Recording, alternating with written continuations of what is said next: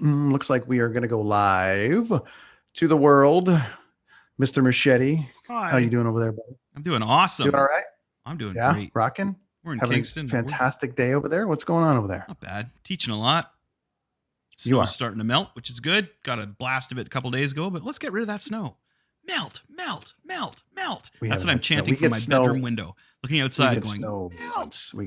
We get snow like, we had it for that 20 minutes. That's the other it. day. That's all And you then it's get. Now gone. it's over.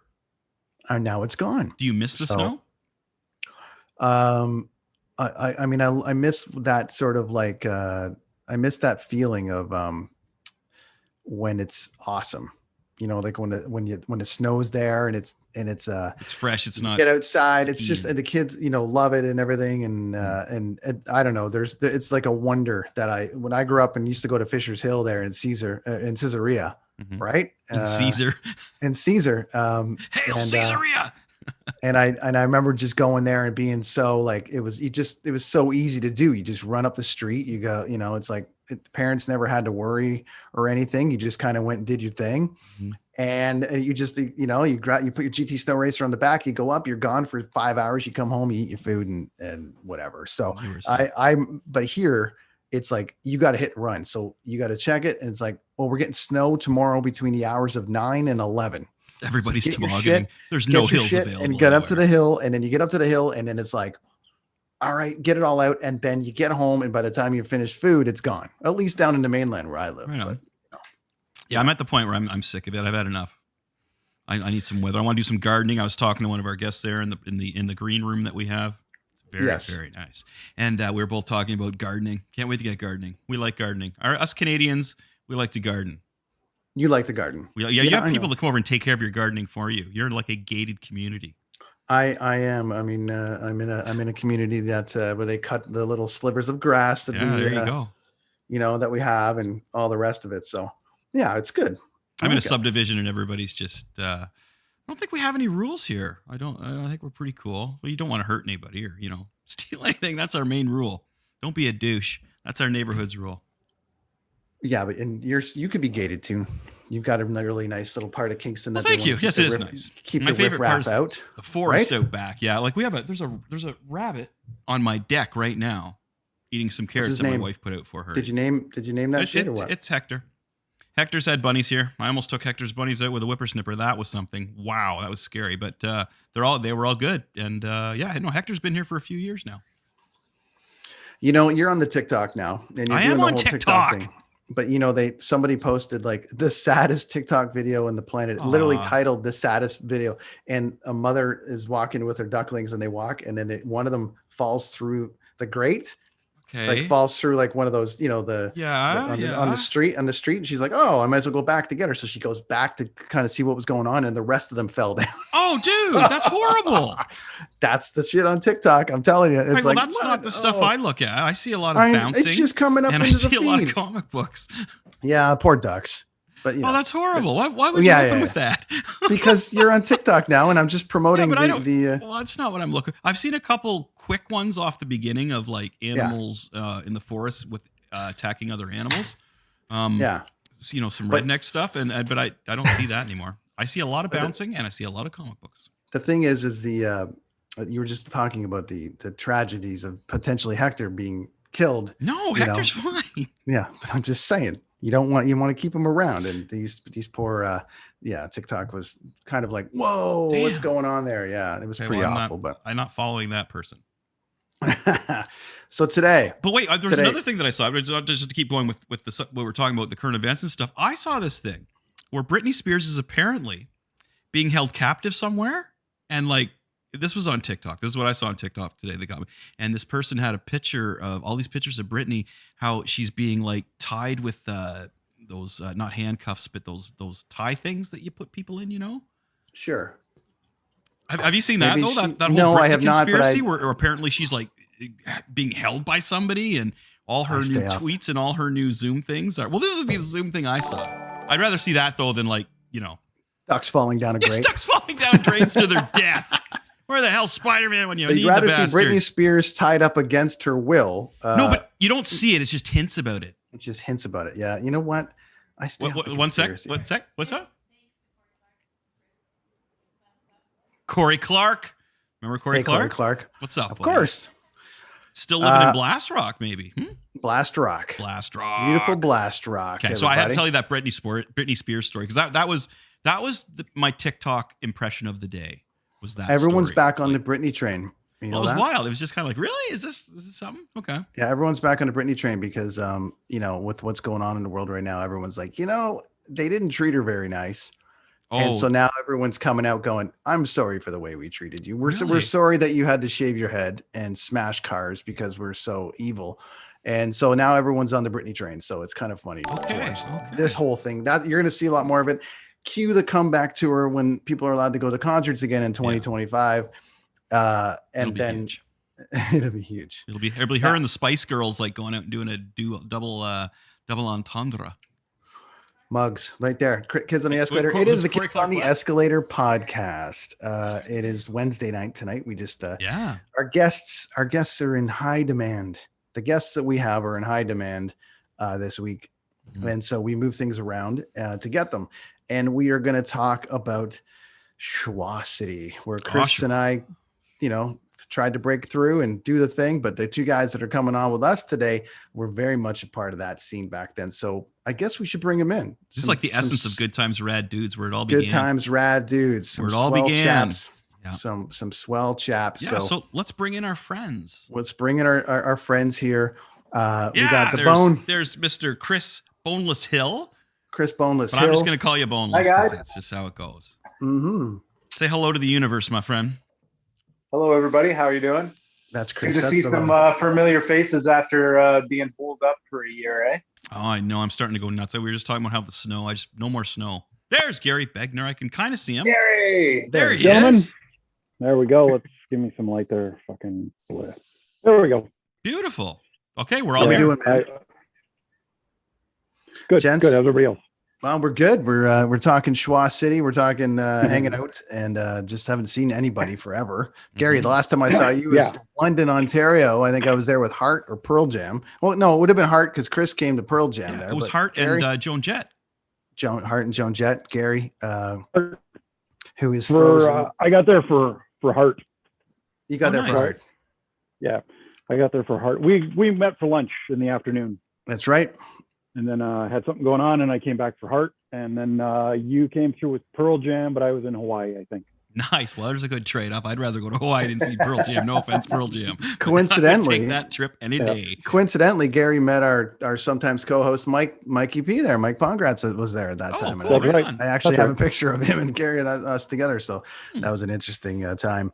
Okay, man, there's some history going on here. Chris and I being the new guys to this thing as far as the scene between Chris Boneless and Gary, but man, oh man, we wanted to dive into the Oshawa music scene a bit and talk about sort of coming through that time. Chris and I really didn't really into that scene until around 94, but you guys were well ahead of that for and bands and all the rest of it. So so much to talk about. But first, why don't you guys introduce yourselves? Mm-hmm. Who the hell are you? What hell's going on here? Gary, go ahead. I'm Gary Begner. How are you? I am the singer and guitar player for a current band called Elephant in London, Ontario, originally from Oshawa, Ontario. Was in a band called Leftovers when I was quite younger, playing heavy metal, good times. Went on to another band called One Word, which was just me getting drunk a lot. Followed up by Lame, and I also did a stint with my friends in Trigger Happy. So yeah, and now I live in London and living a good life. London, Ontario. Yeah, I lived right near there, Gary. I got so many toys from the White Oaks Mall when I was a kid, Gary. So Yep. There's nowhere to buy toys now, except for here.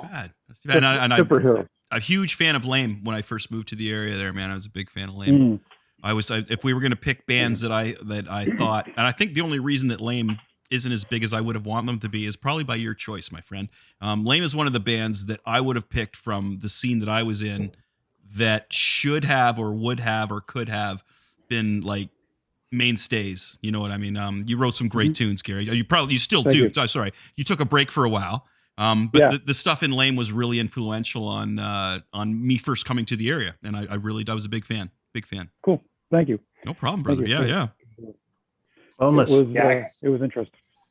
I couldn't agree more. I mean, Lame were one of those bands when I was just coming up. They were a force in Oshawa, and I mean, getting to play with those guys the few times that we did was a huge thing. And it was actually one of your shows, Gary, that really kind of focused me on punk rock. I don't know if you remember. It was like Loser Palooza, I think it was called, or something. It was at the Eclipse, and you guys played with the Voodoo Glow Skulls. Nice. And it was an afternoon show, and you guys played right before Voodoo Glow Skulls. And I remember just like you guys absolutely killed it. And then like we were like, who is this band that's going on after Lame? And like Voodoo Glow Skulls got up there with horns and fucking just blazing speed, and like put on a hell of a show too. And that moment actually was the reason that like I was like, fuck, I'm gonna be in a punk band for the rest of my life now. Yeah, they were like they were awesome because of that show. Yeah, they were awesome. And where were they from? Awesome where were the Voodoo Glow Skulls from? I think they're from California somewhere. Yeah. Oh, wow. So that was a pretty cool show. That was a fairly big show. What year was that? Do you guys remember? Probably like 96, 97, possibly. No, it'd have to be 95, 96, I think. Yeah, I was going to say 94 or 95, so I would say 95. Yeah. Because I feel like I was aware of that one as well. I think I have so many goddamn shows at that time. There was so many shows. It was craziness, right? Because the Canadian independent music scene was really good at that time too. And I think before, didn't Our Lady Peace start out of the Oshawa area too, or am I wrong? Yeah, no, they did. They did, and that was Go ahead, Gary. Mike Turner, the guitar player for Our Lady Peace. Little known fact: I used to live with him. Oh wow! He and his wife. So Our Lady Peace originally started as a band called As If.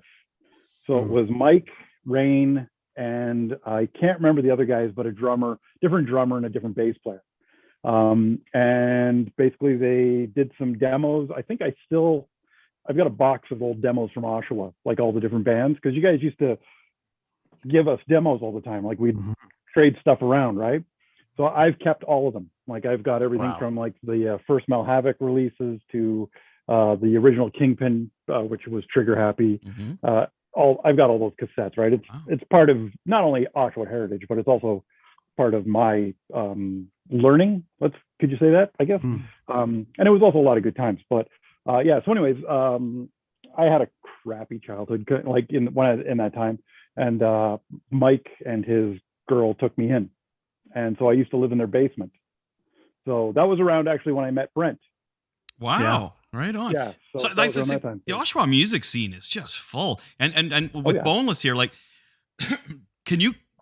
we could take like half hour here, but Boneless, tell us all the bands that you have played in the Oshawa area, brother. Like, my God, right? Like, this has got to be like a record. Like, seriously, go ahead, Boneless. Well, I got a beer here, man. Tell us all the bands you played in.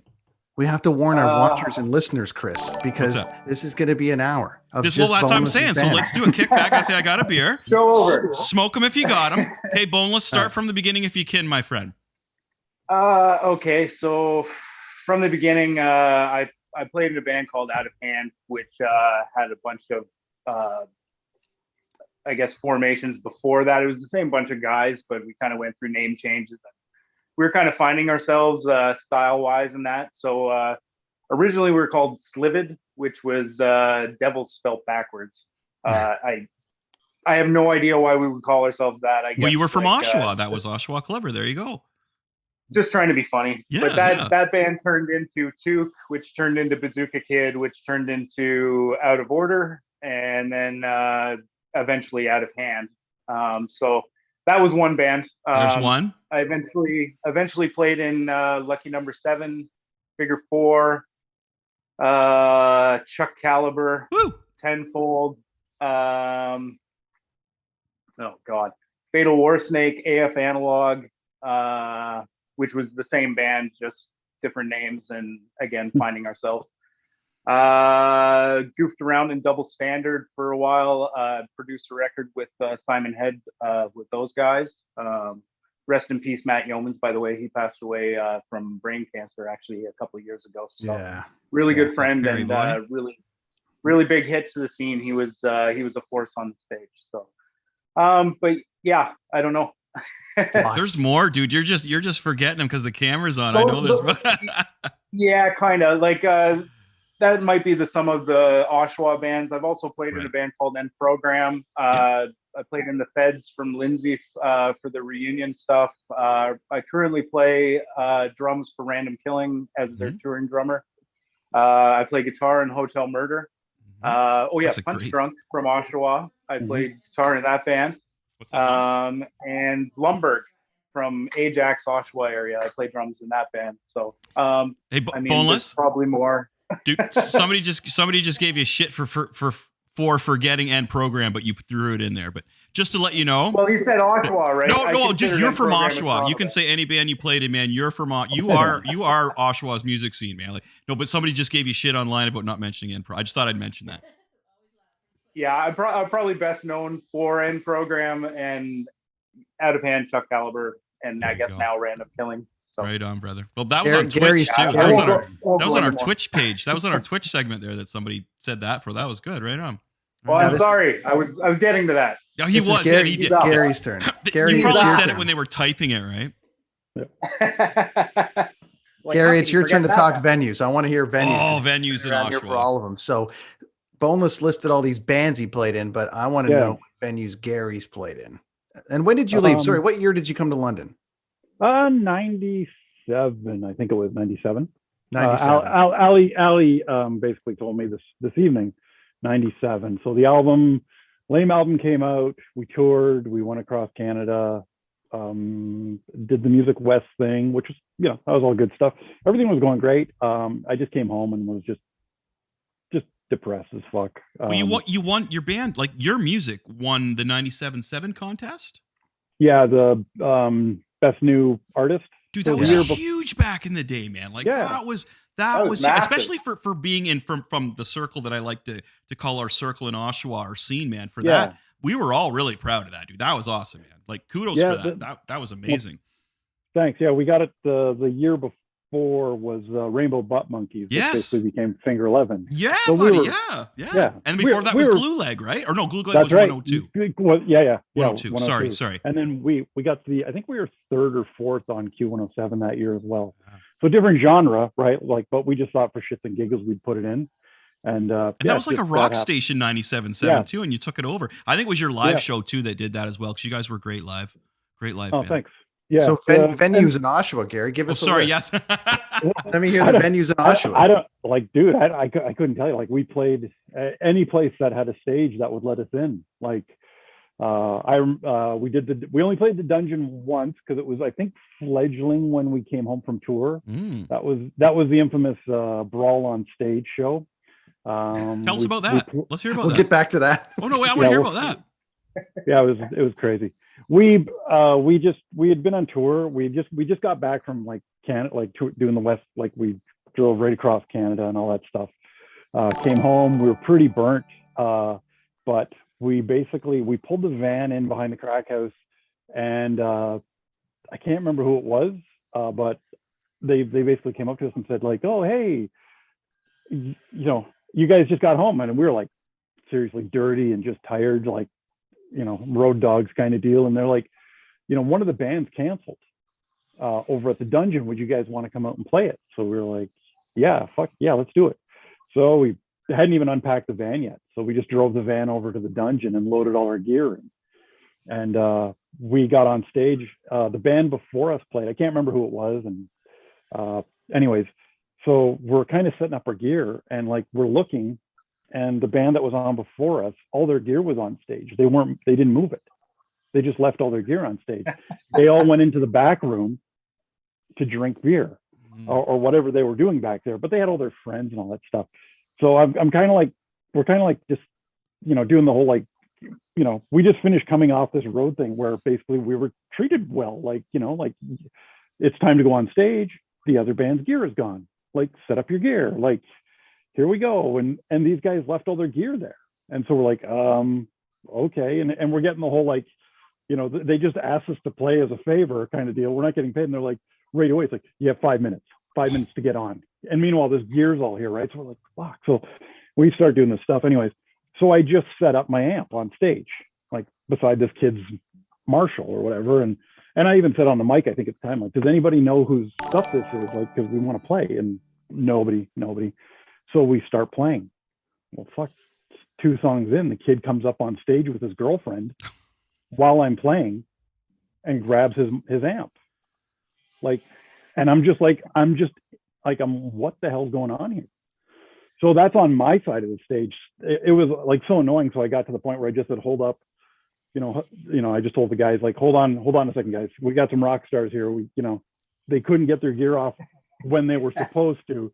So they want to do it while we're playing. So I guess this is our stage show.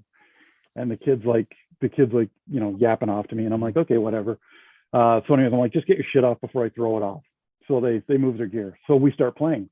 Well, we kick into the next song. The bass player for the band on the other side is continually, because you had to walk across the stage to get to the back, like to the green room, I guess they were calling it. So the bass player is continually walking across in front of Jeff while he's playing, like during songs, like just walking back and forth. So Jeff finally just gets pissed off and says, one more time, like, he's like, we're trying to play. We're always like, we're nice people. So we try to do everything politely. It's like, hey, can you guys, we're trying to play. We didn't do this to you, have some respect kind of deal. It's just common courtesy. So we start playing and Jeff basically asks the kid not to do it and just says one more time and that's it, we're done kind of deal. And we're playing and mid-song, and all of a sudden I hear this giant go, go, go, go, go, go. And I look over and Jeff is basically sitting on top of this kid, punching him in the face. The kid's on the ground and this is on stage and Jeff's just hitting this kid. Then the kid's girlfriend comes up, tries to kick Jeff. Thornton's with us because he's our buddy. He basically grabs the girl, kind of like, looks at her and just says, don't, you don't want this. And it was like all mayhem breaks loose, right? And then we're pissed off, and we just pack up our gear and it was done. But yeah, that was the brawl at the dungeon where basically we just wanted to play. We didn't even want the show. We were just doing it to help out. Yeah, like we just got treated like crap. And that was part of the reason for like whatever happened with Lame. Like after the touring and everything, like, we did the hits FM thing, and we had like the Vespa guys behind us, like Pete and Harry from Harem Scarum taking care of us. And, we had like stupid sponsorships. Like we never thought any of this stuff would come through for us, but we had like, the Vans thing and all these other little things that were going really cool. And we're like, this is amazing. And then we get home and we just get shit on everywhere we go because we sold out. Oh, yeah. And I'm kind of like, and it's like people that are supposed to be your friends, right? Like, it used to be weird. We'd have people show up and if you know Oshawa lore, 21 King Street was the headquarters. So we lived above Grand Central Station. I don't know if it's still there. I've like when I've been home, it looks like it's closed. But anyways, there's apartments above there, and we used to have all those apartments up there. So our rehearsal space was there, and we all lived in those apartments. So yeah, it was just weird. So yeah, we would come home, or there'd be people kind of got the gist of when the sponsorship box would show up. So Vans would send us sneakers and t-shirts and hoodies and all kinds of swag, right, that we're supposed to wear or give out on the road, which we would do. People would show up on these days, people that we didn't even see normally, right, would just show up at the condo, like at the apartments, just on these magical days when the case would show up, right? So it just got really weird, right? And then we were dicks because we weren't giving stuff away. Like when we first got it, we were just giving it out. And then we find out like, oh, well, when you guys go on the road, it'd be really good if you could give out, toques, give out stickers, give out shirts. So that's what we used to do. And same with Limited when they gave us our stuff. It was like they gave us a snowboard that we had to take on the road with us and put up behind our merch thing, and kids would fill out the mailing list. Because back then it wasn't email, or it was just the beginning of email, I guess. Yeah, well, mailing list. So I remember mailing list days, buddy. Yeah. Yeah. So and the agreement was that we would give the mailing list to Vans, right? And they could then, and everybody knew that kind of thing. So anyways, we took this snowboard across Canada with us and we put it up and just, enter, fill out the mailing list and your name goes into the draw and they'll send you a snowboard. And some kid won it in, I think, Winnipeg, but nice. Yeah, it was just crazy. So anyways, yeah, it was just weird. But then when we came home, it was just, you get off the road and everybody was just kind of, we were feeling, I guess, part egotists, right? Like we just did all this in our heads, great things. Like we never thought we'd get anywhere with this. And all of a sudden we come home and people are just like, you know, you guys sold out, you guys did this, you guys there was a lot of jealousy too, buddy. Like, because everybody was working hard, and in Oshawa, right, and in Toronto, just kind of bleeding in and out. And when people got the light on them, it was like, oh wow, now you're not part of us anymore. You stepped above us, and that was one thing I did notice. It's funny you bring that up, Gary, because I totally noticed that about Oshawa too myself, being from because I came in there late in the game, right?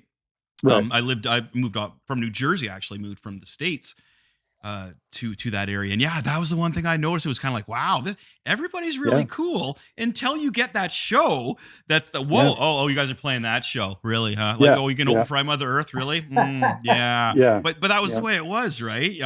It was a great scene when everybody's the same level, but man, Listen, Chris, like one of the points to that, there's no more evidence of that than working at the local Long and McQuaid or working at something that. So if you work, I did my like high school internship there with all the gang, all the great guys, you know, Mike St. Cyr, who I think just passed. Mike passed.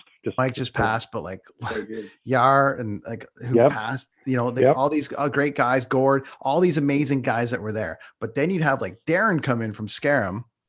And it was kind of like not the staff per se, but he would come in and kind of look at the kit and do whatever. And, you know, they just got off doing Japan and they just got off whatever.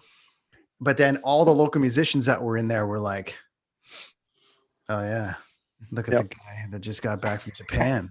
I'm playing a wedding this weekend, you know. Look at the whatever. But hey, man, listen, we're going to, you know, we're playing up at, you know, we got Larry's wedding and we banged out some hits, man. It was pretty rad. But anyways, every goddamn weekend at the Long McQuaid, Friday nights and Monday mornings were if you got that shift, nightmare.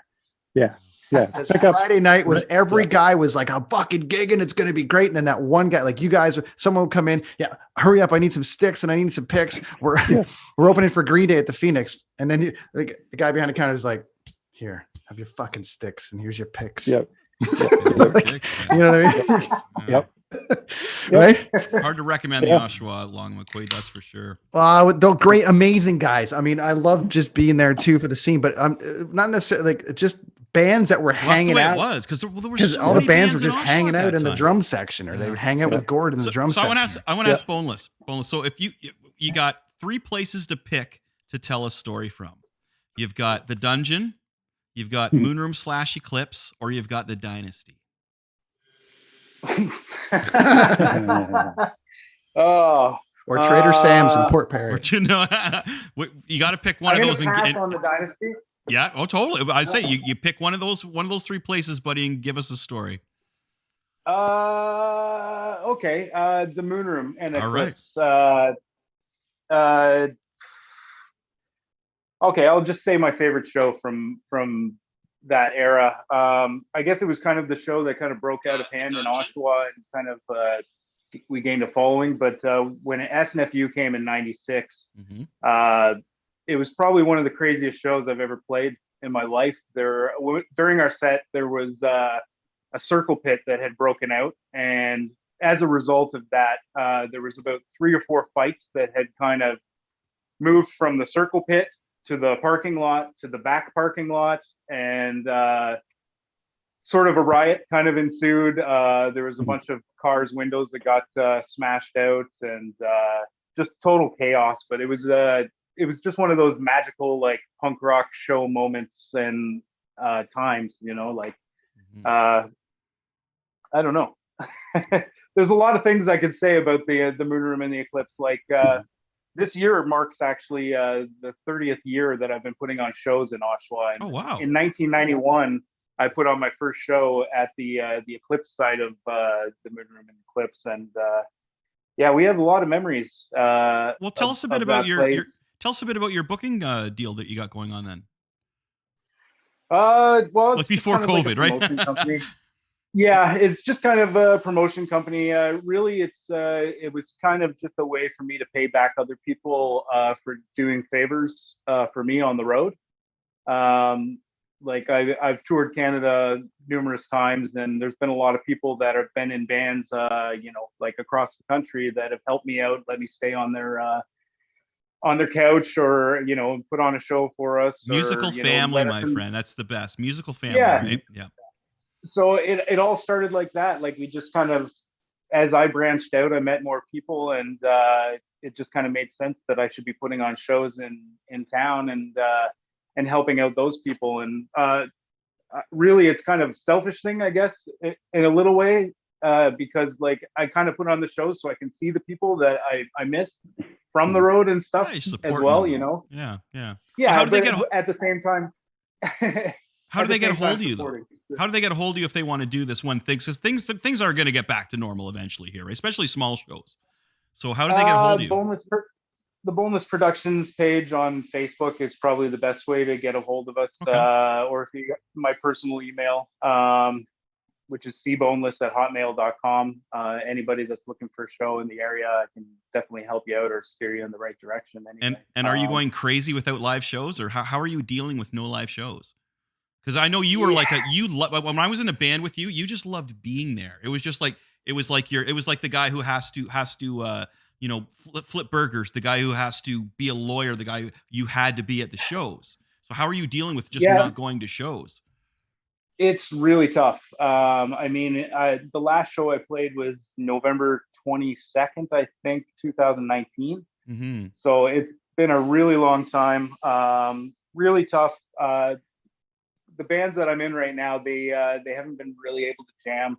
Hotel Murder, our drummer, his wife has a sickness that she's susceptible to COVID, and Oh, wow. it could go really bad for her if she got it. So they're not taking any risks. He's been basically just practicing on electric kit at home. As far as Random Killing, we've been jamming a little bit here and there before all these lockdowns happened last summer. We did a few practices, and it's not really officially announced right now, but we're recording some songs that are going to be released later this year with me on drums, just because we're kind of in the isolation mode right now, where their drummer, Random Killing has two drummers basically. Rob has a new family and a new job that kind of takes up all his time, so that's where I've come in and taken over the touring duties. But I also have the studio in my basement, so I'm able to lay down drums and stuff. So we've written a few songs and we're going to release it. Can't really let you in on too much of it right now because it hasn't been formally announced, but I've been keeping busy that way. Like just another thing that Boneless is doing. Just another thing. Yeah. The dude is music. Well, the one thing I always like is I owned I had a larger music school when I lived in the Oshawa area, and Boneless would come to the shows and be like, he's scary looking dude for some families and stuff, right? But he could sit down and play the sweetest song on the piano for you, my friend. That's what I always told people, and then they'd give him a big hug, and it was okay. Gary, yeah. Gary, you sent me a tiny little demo a little while ago, and then put a record out. So that was kind of cool to see it come to fruition. How has it been putting a record out during this whole madness? Or do you just keep recording? What's your how are you feeling? It's fucking weird. It's good. It's good. Like, we were kind of lucky. We put out the demo version first, and that got put out on a compilation out here called Reel to Reel Records. And it was just a digital thing. And then Al and Doug started up Curse Blessings, their record label, and they right away asked us to put something out. Asked if I could have like 4 or 5 songs done for them.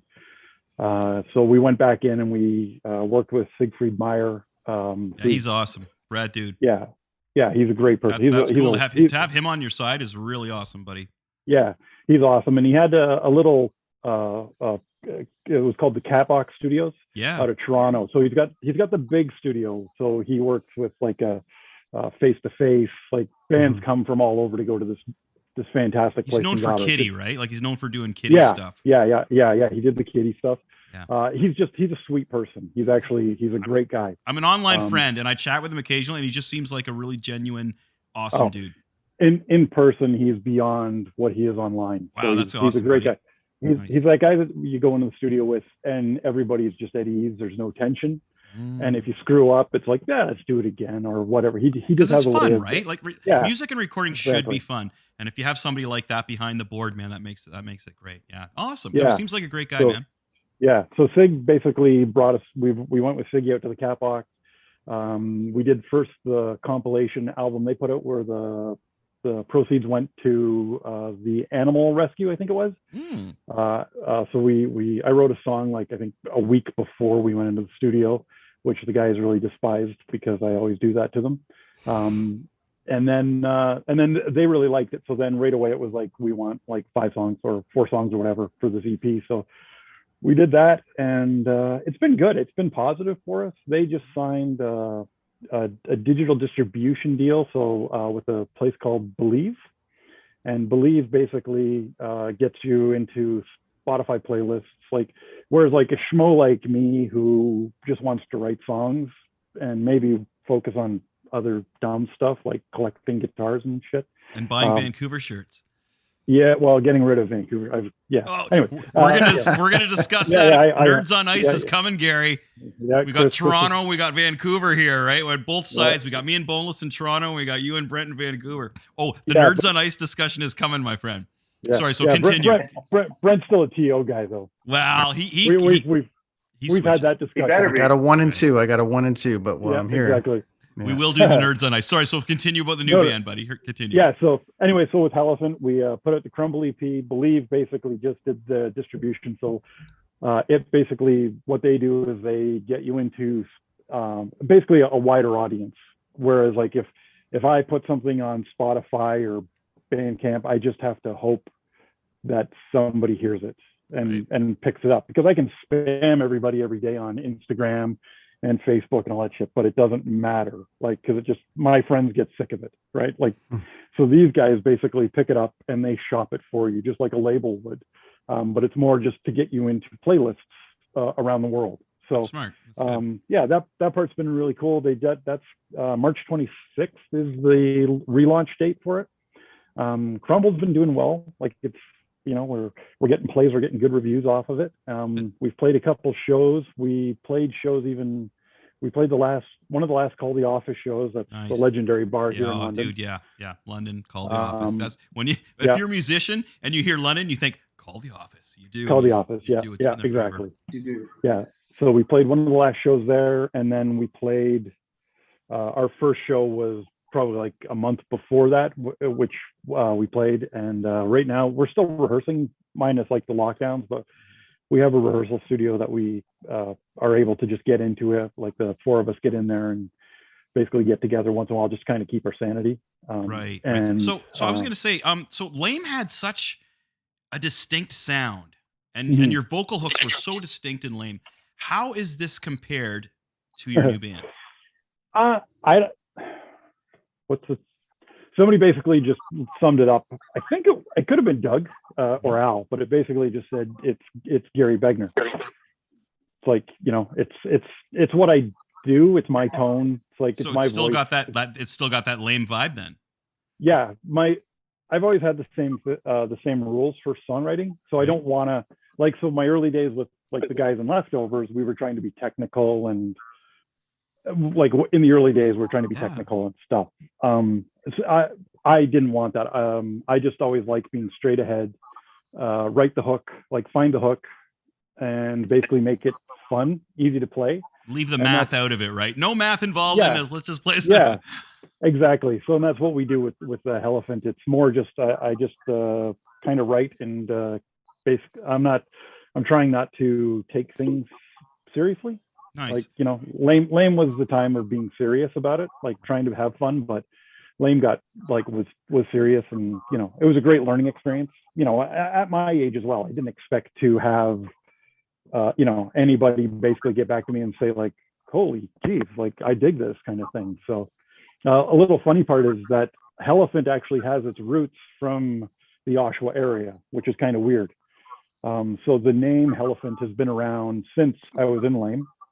I had two band names. I always said that when I left, if I ever did anything else, I was either going to start a band called Elephant, which was going to be like a thrash metal band, because I still love like my old school thrash. We all do, man. Yeah. Or Bitterman. Bitterman. So, yeah, I remember that. Yeah. Because Toutant was all about, let's change our last names, like the Ramones. We'd all be Bitterman. Gary Bitterman. I love it. Bitterman. So we were going to do that. Anyways, so I started up. But anyways, I wasn't planning on playing. But I don't. Do you guys remember the band Twinfold out of Pickering, Ajax? That Like, sounds I know familiar. the name. I can't remember if I saw them though. I'm They, not they sure. were they were a big thing. Like they kind of had a Limp Bizkit kind of feel to them, but they were heavy. Anyway, so their bass player Matt Lunnan lives out in London now, and the old Leftovers drummer Roy was in town filling in on drums with some band, and he invited us out. And I hadn't really talked to Roy forever, so I said sure. I went down, and Matt's friends with him, and we met each other. Turned out we both liked hockey, started chatting, and one day he sends me a message saying like, "Hey, we should get together and jam." So I was like, "Okay." So went to his house, and we brought my guitar, and we who dat? Who is It's that? the That's aliens. awesome. They are real. Boneless. What are you doing, boneless? You're playing boneless. Crazy. Yeah. So, anyways, we ended up connecting, and we started Elephant together. So the first two songs on Elephant, Shingles and Moral Dilemma, Matt and I wrote together, and then in all true fashion, our old drummer and Matt basically just didn't get along. So I was on a trip. I think I was in Portugal, and I came back. I hadn't been online much, and I came back, and my Facebook messaging feed was just insane with just back and forth, back and forth, back and forth. And then it just finally got, I'm like, what's happening? And it's like, I'm out. I can't deal with this shit. So I was like, okay. So Matt left, and then I tried to go on with the other guys, but then the whole dichotomy changed. So it was like this weird kind of thing. So I just was like, yeah, I can't work like this. Like, this isn't fun. This is like, you go in the rehearsal space, it's just tension. So another guy that Boneless knows, Gus Sneed from All But Six, because he's the guy. Because Boneless and I were supposed to play a show at the Richmond in London just before COVID hit. Like, it was basically one of those things that we were supposed to play, and we were waiting. Like, it was like, is it going to happen? Isn't it? Is it going to happen? And that was like the night before. It was like, I get the email, yeah, this isn't happening. But yeah, so Gus, who plays in Elephant now, has a band called All But Six, and I had chatted with him a few times, and he's like, hey, I know a bass player, because I'd been trying to find guys, but I've been in London for so long, but I never really got into the scene. So he's like, I know a bass player. I'm like, okay. And he goes, I think I know a drummer. So I was like, okay. So these two guys came in, Chris and Scott, and they basically just sat in and was like, yeah, this is fun. Let's do it. So it's been going ever since. So There it went. it's That's been awesome. fun. Yeah. So it's good. I enjoy it. So that's the main You had to thing. put it all back together again, Gary. That must have been frustrating after breaking it down. Starting it back up and then you must like sitting in that kind of rehearsal room going, man, this is familiar. I got to take it down and I got to start over again. And then like that weirdness, all you guys like Boneless, Gary, starting new bands, right? Like the idea of like, man, we did this. We played 150 shows with this band, and it just dialed it in the way a band gets dialed in, and just every single moment. And then it's like, yeah, I think we're going to take a break, and then you got to start building it again. Yeah, it's so. I mean, that's the stuff that just takes people down, unless your workhorses like you guys, in which case you just keep doing it. But it's man, it's a thing. But it wasn't. It was like a lot of people, like when I moved to London, I tried to keep the band going for a bit. Tried to keep Lame going. And then Toots and Junior used to come out here and we would get together.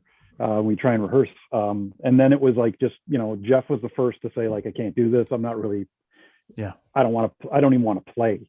Like, cause he's never picked up a bass guitar ever again.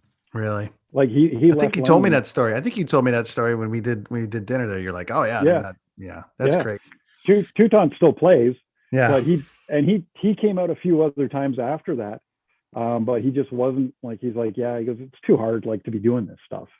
So I was like, okay.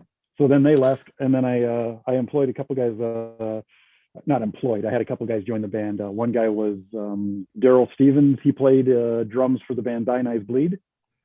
Okay. So Daryl's awesome. He's a speed metal drummer. So you can imagine a guy that plays blast beats and double kick coming into my world, right? Just being like, whoa, like, now you got to learn how to play pop punk. like now you got to learn this like 4/4 and whatnot and kind of find your groove. So that was fun. And Ars played with, oh man, what was the name of Ars's band? Ars played with Trigger Happy later on. Adam Arsenault, Yeah. Project Wise. Adam, I know him. Dude, that's from back. Yeah, no, I know Adam. Yeah, Ars. Well, at Woodstock, right? He was at Woodstock. Yeah, from Ingersoll. Yeah. No, we know each other. Yes, we do. So Ars. Okay, so Ars played guitar, and then another guy by the name of Perano, which you might know because he and Ars are good friends. Tom played bass, and he came in, and it was good. We got along, and it was fun and stuff. But then, just everything.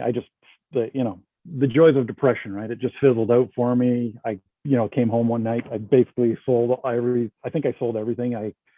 Out of all of my guitars I had collected over all the years, I still have, out of all of them that I have now, I still only have the one white SG Junior that I had from Lane. That's it. Everything else went. I just was like done. Like vintage Marshalls out the door, vintage guitars out the door, everything. Musical cleansing, man. Holy cow. Yeah.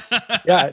I didn't want anything to do with it. Yeah. And then when Matt came along, like I'd started kind of picking up guitars again, and but it was more just for my own self. Like when Matt came along, he's like, yeah, let's do this. So I was like, yeah, and it just kind of reignited it, right? So now I feel bad for my wife because like I don't know if you guys know me, I'm like I've got the worst addictions, right? So it's like I see it, man. You're buying some rad gear though, man. See, I don't think it's a bad addiction. I like that. That's awesome. No, I always tell her, it's like I don't drink anymore. I don't smoke. I don't, I live clean.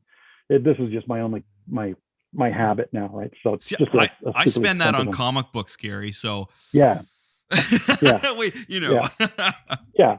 I was the same. I was doing it with game worn jerseys and toys, right, forever. Yeah. And then I was just like, no. So it's like I kind of lost the love of the game worn jersey collection stuff, and then the toys I haven't really collected for a while. But I've been kind of getting the collecting the guitars that I always wanted as a kid, because I grew up, I didn't have like money, right? So you guys know me, you saw the crack house where we lived, and that we paid $175 each a month, and we could live off of that, and was that the apartment, Gary, or was that the different place? Yeah, the apartment was epic. I don't know if you ever made it there, Chris, but it was great. It was something else. Good parties, good gigs.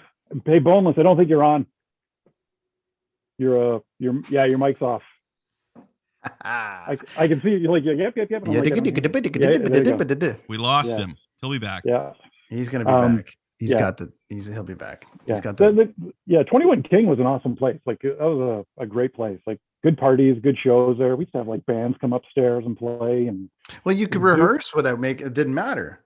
It was all businesses down there, so no one was going to complain at midnight. Yeah, and the crazy part, like we used to so Dugan gave us this giant like full PA system. I remember that. So like Ron was awesome, but yeah, like we had like full PA, we had monitors, we had like giant bins everywhere because he just wanted them out of his house. Hey Gary, I got these speakers. Yeah, hey buddy, hey man. So we're like, okay, sure. So yeah, we turned that whole like we recorded up there. Everything happened up there, so it was pretty rad. But but we used to rehearse, and then we would finish a song, and we'd hear people cheering, and we'd go open the window, and there'd be all these people sitting in the alleyway between the two, because it was our building and the Michael Starr building, and there was that like alleyway, and so we'd look out, and there'd be all these people out there like cheering on us, and we're like, this is freaky. Like this is just, when we had Machete, when we had Machete, Gary, we had the opposite. We had people come in with pitchforks because we were out in the woods, right? They stop playing that song. We actually had somebody knock on the window and say, "Stop playing that same song." Oh, we're working on Chris and I were writing on a song all afternoon. He's like, "I don't care how goddamn loud you are, just play a different one." We're playing that same damn song. It's all rednecks out there. Hey, Boneless, you got audio now? I don't know. Can you hear me? Hey, you're back. Hey. Yeah, there you are. Buddy. My headphones died on me, but I'm gonna have to go without the headphones from now. All good, bud. That's all good. It's all good. As long as you can hear us. Hey guys, I want to ask about. We got lots. Chris wants to get to Nerds on Ice, but I want to get to bands that made it versus bands that should have made it. And because Gary, you go back a little further back than we do in that scene, but I want to, obviously Harem Scarum came out of there. You're talking about Our Lady Peace, but bands that came out of there. Chris, you got a buddy that works with Rush. People that came out of there that kind of made it or in that industry. Let's start with Gary. Immediately, kind of off the top of your head, some of the bands that definitely made it out of Oshawa. Well, obviously, I can only go by like my friends, right? So, like Harum Scarum with like Pete and Harry and Darren and their original bass player Mike Giannette. When I first moved to Oshawa, I took bass lessons off him, and he was great. And I used to just go there. It was so funny. My parents hated this, but I used to go there, go upstairs, and he'd be like, "Well, we'll work on the scale." I'm like, "I don't want to know about scale." He's like, "Well, what do you want to know?" And I'm like, "Tone." So I used to talk to him and pick his brain about bass tone and amplifiers and how things were done and how to get certain sounds.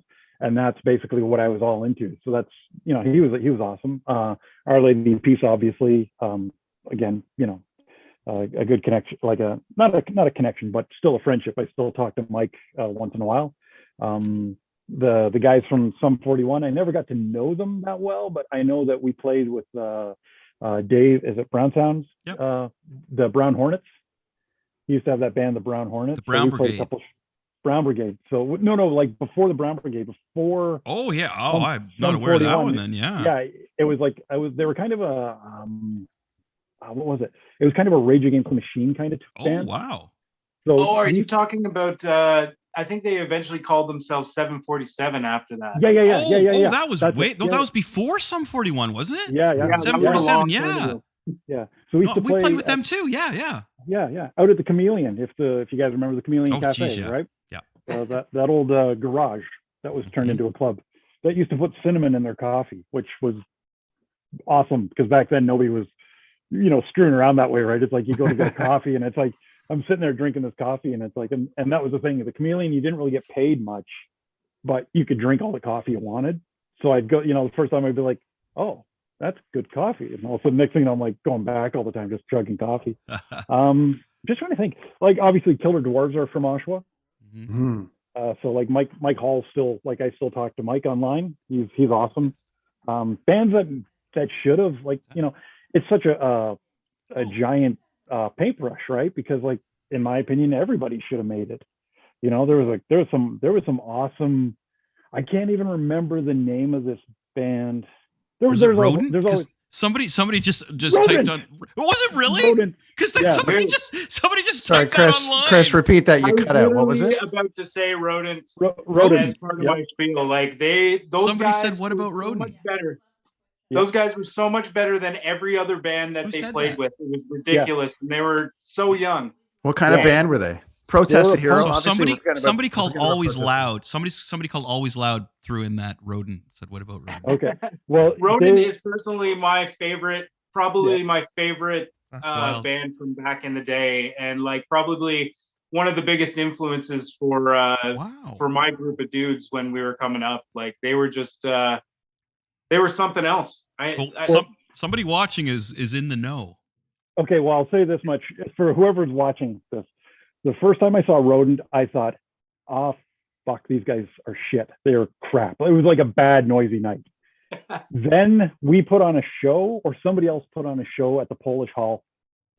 And I got there, and Rodent came on. And I don't know if they had a lineup change, but whoever was playing lead guitar destroyed the night. Like he was so good. That was my friend Lucas Baker. Wow, there you go. So he took that band from like here to right up. Like it was so good. And I was like, this isn't right. And then like shortly after, like, like I think in that, like shortly after that, it's like when things started to question me I started to question more about the music scene because like at the time, Sum 41 wasn't a great band, but they got signed. But then there's a band like Rodent that was just destroying stuff, like just ripping and got nothing, right? Like they didn't, it just blew me away. There was a rumor going around, and I don't know if it was true. I'll have to ask. I recently got in contact with Jono from Rodent because I was on the search for their demo for ages, and they just recently uploaded it to SoundCloud. Okay. I can share it with you if you want to check it out. Of all things, SoundCloud, huh? Like not like Bandcamp or app. SoundCloud. No, I don't know why they did it that way, but that's anyway, MySpace. It's on MySpace now. The songs and they're brilliant. But there was a rumor at one time that they were being looked at by Epitaph Records. I don't know if there's any truth to that or not, but I remember hearing that And that was a Yeah. time when like I think Rancid had come through and played the Moon Room at one point, and I think NoFX in the early years came through and Yep. played there too. Yep. I'd have to go check with Kerry Nowinski. Yeah. But yeah, I'm pretty sure a big slew of those bands, and then like we were saying earlier, the Voodoo Glow Skulls came through as well, and they were kind of in that whole genre, I guess, and movement of skate punk bands. Wow, So. what great memories, huh? Like the Schwa Yeah. was like such a good scene. I can remember moving from like I lived in small town, then in Toronto area, and then New Jersey, and then came to Port Perry. But Oshawa was my music scene, and wow, it was like at that time too. It was so cool. There was so much going on, you know, in the mid '90s. There was a lot of fresh sounds going on, a lot of great bands. It's what a great time. Yeah, that's amazing. That's there was really a band, cool. So. I was going to say, just on that note of bands that should have done something, and I'm trying to remember the name. Oh, sorry, Dead Season. Did you guys ever listen to Dead Season? Dead Season. Oh yeah. That's Al Biddle's old band. Biddle and Phil and Calder. It wasn't Phil Zeller wasn't in it, I don't think, but it was Calder, Biddle. First time that I saw Biddle playing guitar, I think it was, instead of playing drums. And because Biddle played, John played drums in that band. Yeah. And Matt, is it Matt? Was the other guy, the singer, the guy who sang.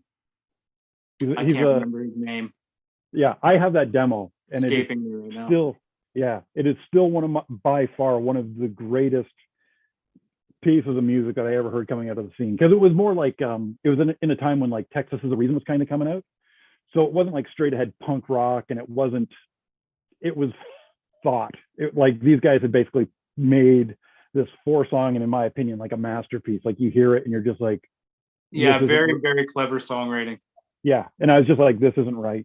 And I just remember that's the worst thing about being Gary, is I hear stuff that sometimes will just completely floor me. And then my brain doesn't function properly. Like first time I ever listened to Jeff Buckley's Grace album, I stopped playing guitar because I couldn't understand how his brain worked. Like, and that's part of when you're a songwriter, you want to kind of be able to do that, right? You want to immerse yourself and figure out what the trick is for that track. You know, I studied growing up like the Monkees and the Beatles and the Who and the Beach Boys. That's why I'm also focused on hooks, right? And songs, because that's my upbringing is for writing songs was that stuff. So pop, and then Cheap Trick, and then. So Gary, have you ever looked into Rivers Cuomo? Like and researched him, because man, you guys are very similar. Like he would go as far as to write down how many sugars were in his tea before he wrote a song. He documented everything, and he dove right into it, right? And the funny thing is that one of his he does those alone CDs, and it's just demos. And so he came to his realization when he was at, like, this was after Pinkerton crashed. I love Pinkerton, but the media hated it. So he went to this rave by himself. He went to a rave on New Year's Eve, and he's sitting on a sidewalk out front wondering where his position is in life. Some messed up guy screams in his ear, "Say it ain't so," whoa, whoa. And he says, I had this epic, it's like B minor. Yep. That's my key in the music industry. Yeah. That's it. It's B minor. Yeah. That's me. And I'm fine with that, right? Like, but it's funny that but his struggle up to that point, was so rad. It just reminded me of Rivers. And that's a huge complex. I love Rivers Cuomo. Yeah. Great guy. Great. And again, another guy who started out loving like metal, like really like, and then going to hooks, going to vocal hooks. Yeah. You know what I mean? That kind of thing. The same. That reminded me of you. But what you were saying there just reminded me of Rivers. That was really rad. And so are you a big Weezer fan? Yeah. Well, I'm not like I don't like eat. We respect the songwriting kind of thing. Oh yeah, totally. I think songwriting he's incredible. Like the fact that I sit there as soon as like this, like, you'll be driving somewhere and you have the radio or whatever satellite on, and it'll say like, this is a new track from Weezer, and it's like, and I'll listen to it, and I'm like, yeah, of course it is. Like there's the hook. Like, whether it's Hash Pipe or whether it's like what is it, Keep Fishing when they brought the Muppets song, into dude. It. Yeah, love and it's like song. and the stupid hook is when they double time it and pick it up in the chorus. Right. I know you'll never love with you. Ooh, keep fishing, and it just kills me. But it's brilliant. Yeah. And so that's the thing. And my the bass player, that Chris in my band, he said the same. Like we were talking about, and he's like, yeah.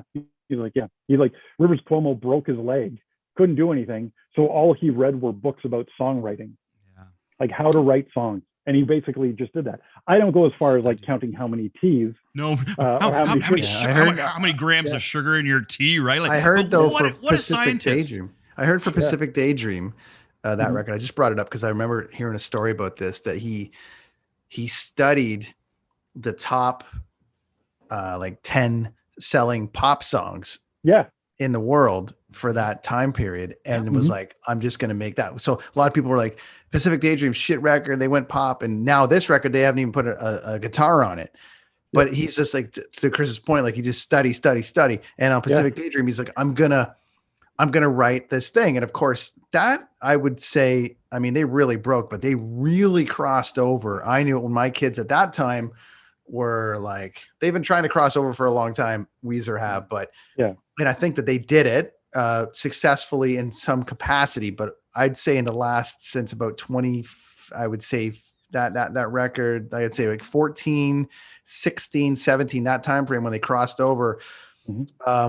You got the my kids that are now 11 and 10 were like, or sorry, 12, however old they are, 11 and 10. But anyways, they were 7 and 9 at that point and loved them. And I took them last year to Paris to see them open. Weezer opened for Muse, and they were losing their shit, and they knew every single song. And I mean, I taught them a lot about it, but they actually went and researched it themselves, because they're like, they loved it. And I'm like, holy shit, Rivers has just crossed over these clicked. kids. As I was saying, like what Gary was describing about like finding that niche, right? Like, because my problem when I write a song, and Boneless, we work together, man, it's like, I'd come in with, there's a pop song, here's a metal song, here's a funky, it's like, that focus that you need to write hits that sound in your tunnel, right? Like, you know what I mean? That's a tough thing for a creative person. It really is. That was really cool that you mentioned that, Gary. That's very creative, very creative, very, very creative. I like Chris, Boneless, what do you think about bands that should have made it, or at least that you remember? What do you think, buddy?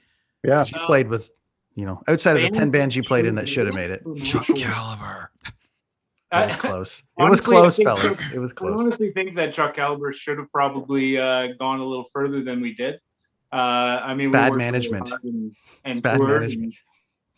We had wonderful management. It was all bad management. No, but I mean, there's so many bands that have come out of Oshawa that I've loved so much. It's like it's kind of like what Gary said. Like it's really hard to kind of just pin one. Rodent was the first one that came to mind for me. Like they were just Rodent, they were outstanding. Yep. Like I can't say enough good things about those guys. I mean, Lucky Number 7, they probably should have gone a little bit further as well. But I mean, all of these bands have kind of like there's at least one member from all these bands that have kind of moved on, and still, like Chuck Coles from Lucky Number 7 is now in Rules and The Creep Show and all these like great bands. And there's a few of us that have kind of come from all those old bands and are still doing it. And I don't know. It's hard to say who was the last one to make it. Quote was Protest the last out of that group to break through? Out of Protest the Hero? Yeah, like out of the late 90s, early 2000s. Yeah, Protest was probably the biggest one, I guess. But I'm saying, are they the last ones? Because I haven't heard much. There's that Crown. Is that Crownlands are from there now, aren't they? Yeah, there's Crownlands. There's Standstills, which is Lindsay. They're a really good band from Oshawa. I can't even think of. Well, it's been so still lately, right? Because of the COVID, it's tough. But bands will come out swinging. So that's the one thing I noticed about Oshawa. Has always had some really rad bands. I played we've all played a crap load of shows in Oshawa, and the cool thing I liked is that there was sometimes a pain in the ass. There was a lot of bands on those shows, but there was always one band that was always like, wow, these guys aren't going to go anywhere, but man, they're fucking good. There were so many bands that were like that, and I think it's because of the scene. It was just. There wasn't much to do in Oshawa, man. Especially if you're like an alternative kid or punk rock kid. I remember when I first went to the Moon Room, and I think it was like, was it dollar drafts they had going on or something, Brent? And we would line them up on the bar there, and they had that cage that you could mosh in. Do you remember the cage you could mosh in at the Moon Room? Man, like stuff. So I was just like, wow, this is great. You could like, this isn't the sports bar. This isn't whatever. And the way that Oshawa embraced the freaky people, as I guess I could call them, it was really cool. I really like that. Being the new guy there, being from out of town and stuff. You got there when they embraced the freaky people. I did, Gary. You weren't there. Yeah, you weren't there when I used to get bottles thrown at me walking home from the clubs. And dude, I had the same thing when I was a Kiss fan as a kid. Yeah, man. the slurs and the this and that. Yeah. But the funny thing is that once the scene took over, that was what it was. It was more the alternative scene, because that's why people went there. As I say, it went from, because the Moon Room and the Eclipse was a big part of the Oshawa scene. Oh, like, totally there was some great bands. I can remember a Nickelback show, and we joked about this before. Nickelback played, and every band wanted to open that show up. And this was their first album, right? Like when they first, I just remember being in the runnings to open up for Nickelback and being like, whoa, well, we didn't get the gig. This band, I don't remember who got the gig, but I remember really wanting that gig. But that was the kind of thing, like the popular bands came through Oshawa. If we were going to say other bands that I thought should have, I think Trigger Happy should have been, to me, they're like the punk rock of Kiss. To me, when I first heard Trigger Happy, and I think Gary, you were in on that album, man. It was Uncooler. And that's me. Wow, because you had the hockey song at the very end, did you not, my friend? Yeah, we did. Yeah, you did, buddy. Yeah, you did. Yeah. So that was my first experience. Was the tape of the Oshawa scene was that, and just Uncooler blew my mind. Still blows my mind to this day. But I thought Trigger Happy was one band that I thought should have or could have went to bigger heights until I met all the members, and then I understood why. Hey. I'm sure they would all agree with me. And I hung out with them all, and I was like, wow, this is so dysfunctional. But they were as I say, and it's funny that you were in Trigger Happy too, right? Because Lame and Trigger Happy were the two bands that if I was to call any bands other than Chuck Caliber that should be like at all huge statuses, it would be Lame and Trigger Happy. I've both bands I've really, when you listen to music and you're kind of like, yeah, it's just on in the background, but you listen to music and you're like barbecuing or you're doing something fun, and it's like, yeah, this is enhancing the moment. Lame and Trigger Happy always did that to me. Cool, that's nice. Thank you. No problem, dude. No problem. Yeah. Again, I'm a music nerd, right? Like I share that Rivers Cuomo DNA kind of thing, right? Like I just music's important to me. Very important. Oh yeah. It's totally. It's like music and art are my big things, right? Like all that stuff. But yeah, it's crazy, and I don't know if Trigger Happy was dysfunctional as it was just intense. Well, when I met the guys, they were dysfunctional, brother. Like it was, and I remember it was at the Bovine, and wow, it was kind of like, okay, I can hang out with this guy and that guy, but not at the same time. It was like, what is going on here? Yeah, and that's what it was always like. Like, I did the Montreal tour, and yeah, it was crazy. Like we were in the studio, we were in phase one with Rats recording, and then I think we finished recording, and then we all packed into the back of B-Rad's Honda Civic, and I'm talking like it was I'm 6'3", Mark is like 6'2", I think, Al's 6'2", 6'3", Wally's whatever, and no fucking word of a lie, we're in the back of a Honda Civic. I have my bass case on my going across, Mark, Wally, and myself going right across. Mark's guitar on top of that. In the hatchback is Mark's processor and Wally's hardware. Up in the front, I think Al had his duffel bag, his knapsack on his feet, Wally's snare on the lap, and I had my duffel bag on top of the guitar cases, and I basically physically sleep like that in the back of the thing. And we drove from Toronto to Montreal and played like there, Shawinigan. We were there during the Stanley Cup for Montreal and LA. Wow, nice. When the Leafs were supposed to win the cup. Yeah. Oh wow, that was the year. Fucking Gretzky's high stick. High stick on Doug. Yeah. Still not over it. Yeah. And well, the crazy part is we played a show in, I don't know if, I don't think it was Fafun, but it was in this little club, and it was like crazy because it was us and Sacrifice and Wow. somebody else. Anyways, so we're playing this gig, and Al is totally over the top intense. He bought this inflatable Stanley Cup, which my brother and I had the same thing when we were kids growing up in DC. Like, it had the old school Atlanta Flames logo and the old stick and rink Canucks stuff. And Al basically starts putting it on like it's a dildo, kind of like he's like a strap on. And he's like, "Hey, Montreal, you can do this, if you want, Oh. this diehard Leaf fan." So we finished the show, and we have this road manager with us named Rufus. And Rufus said, "We're getting off, like we're finished." And Rufus is like, "Get off stage, go in the back room, don't come out." It's like, I'm like, "Why? What's going on?" He's like, "Don't ask, just go." So we get in the back, Sacrifice is back there, we're hanging out. And Rufus is like, "Yeah, so we have to wait here." And I'm like, "What are you talking about?" He goes, "Yeah, we can't leave." He goes, "Yeah, Al kind of really upset some people." So I was like, oh, "Okay." So we just basically hung out. I think Sacrifice played. We were still in the back room just waiting. Like, Rob's there, like they finished, they're all sweaty, and we're still like, "Hey, how's it going?" But meanwhile, so basically Montreal wins the cup that year, and that's that same night. So we go out in the back, and Rufus is like, "Go from the door to the van." So it's kind of like the worst, it wasn't Beatlemania-esque, it was more fear for your life kind of feeling. Oh no. So we basically hustle into this van, and you could hear all the mayhem, right? And they won the cup that night, Gary. That was the same night they won the cup. Yeah, wow. Yeah. So what a night in Canada. There was the giant. Yeah, there was the riot. So we were just a block over from the main street. So we go the next day for the Stanley Cup parade just to see it, and the whole place is like there's burnt out cars. The Hudson's Bay, the windows are all smashed out, and they've got wood over them and everything. And then the bus comes down, the bus that's all open.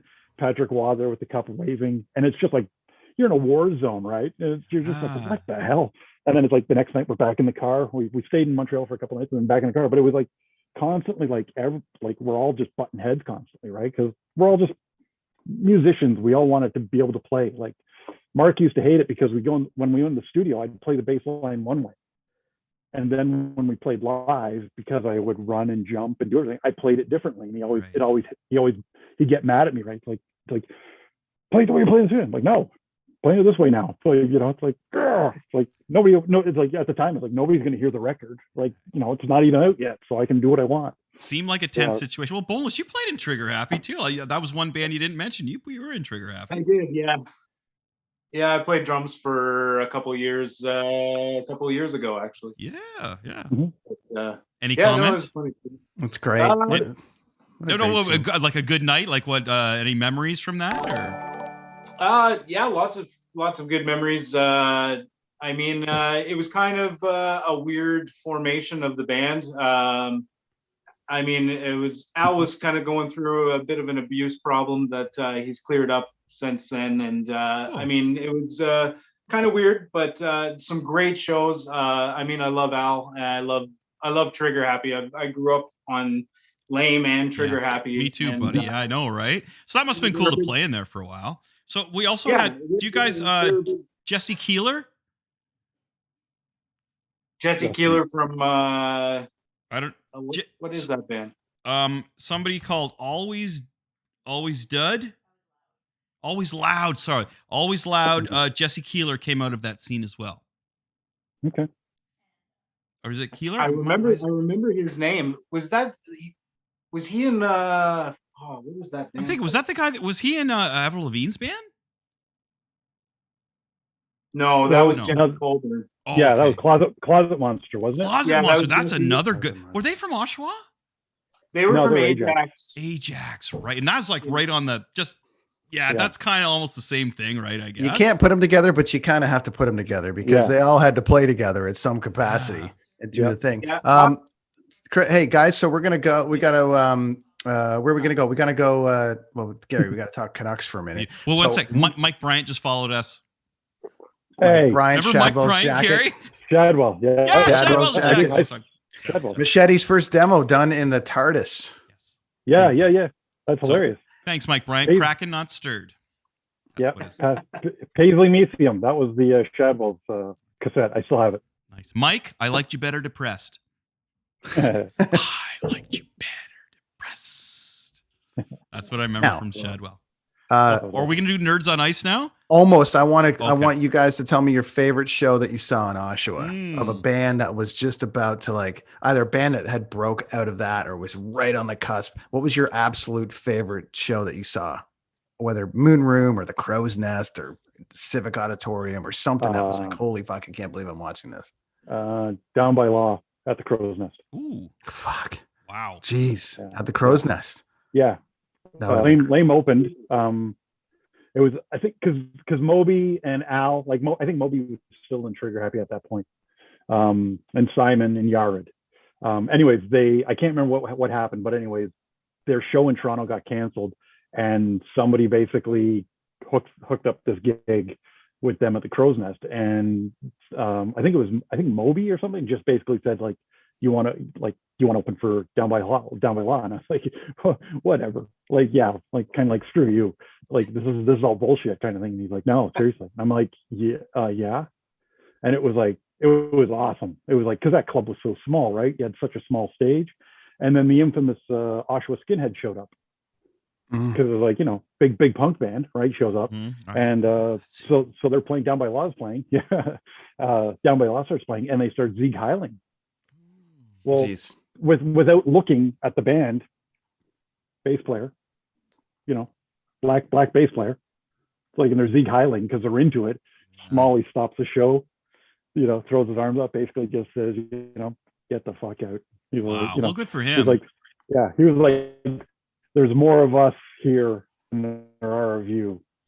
You've got to, and they all just basically left. And I was like, man, that is crazy. Yeah, that was a great show. That was all full energy. Like, that was an insane night. I just remember playing it and just somewhat shocking and dumbfounded that I was just part of this night. I was like, that's so cool. That's intense. That was my favorite Oshawa. Yeah, that was my favorite Oshawa night. Boneless. Wow, Bones, you got to cut it down to one. Oh my God, can you do it? I would say my favorite show memory would be Out of Hand had a CD release party in 96 or 7 at the Polish Hall on Olive. Ooh, And I remember that. it was kind of like a really big lineup. We had Locals, Figure 4, and Out of Hand obviously doing our CD release party. And then we had Pigment Vehicle from Vancouver, and then a bunch of fucking goofs from Toronto. And then headlining was the Dayglow Abortions. Nice. And the whole entire show, there was kind of like a tension that was going on, and it was typical Oshawa, like a few fisticuffs out front, and it was a classic punk rock show.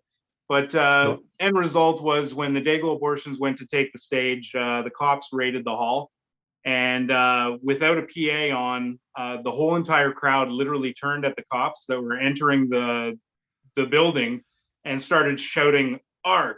Fuck, kill." Fuck, kill. That's whoa. So, like, obviously the Dayglow Abortion song, right? Yeah, so the cops had no idea what to do. Fucking everybody was fucking spilling out of every exit. Fucking people were getting walloped with billy clubs. The fire department got called. People let off fucking fire extinguishers all over the fucking hall. Somebody trashed the girls' bathroom. Like, it was just total chaos. And the end result was we got our picture taken. There was a caption in the paper the next day that said "local band or local show gets out of hand," and it was a picture of the 4 of us sitting on the back of the fire truck drinking beers. Nice. So, that's promo. It's probably the most memorable show for sure, and probably one of the most notorious ones that happened. You made the paper, eh? You made the paper. You make the paper. So check this. Wait, Chris, your turn. We're actually getting a lot of interaction here online. So just one second, guys. So we've got so more information on Jesse, that Jesse dude. Jesse was in Skeeter Peter. Peter. Standing 8, and he was also in Death from Above and Mistcraft. He's probably right. Mastercraft. He's probably Mastercraft. There you go. Okay, so that's he's still in Death from Above then. Okay, well there you go. So he's from Oshawa apparently. We've also have somebody's favorite show was Fishbone at the Moon Room. Oh yeah, that was a good show too. You remember that one, crazy. Gary? Yeah. Yeah. Okay. I was there. I really, Yeah, I was I at really that liked show it. as well. Yeah, that was great. Yeah. Those dudes were That was a so. hot, stinky night. Yeah. Okay. There we go. So we're Yeah. So yeah, So many getting guys on stage. we're getting a lot of feedback tonight, my friends. It's good. It's good. Nice, There's nice. a few more there I'll get to maybe later. Awesome. So Cool. my Chris, favorite what was show your- in yeah. my favorite show in Oshawa. Oh, geez, I don't know, dude.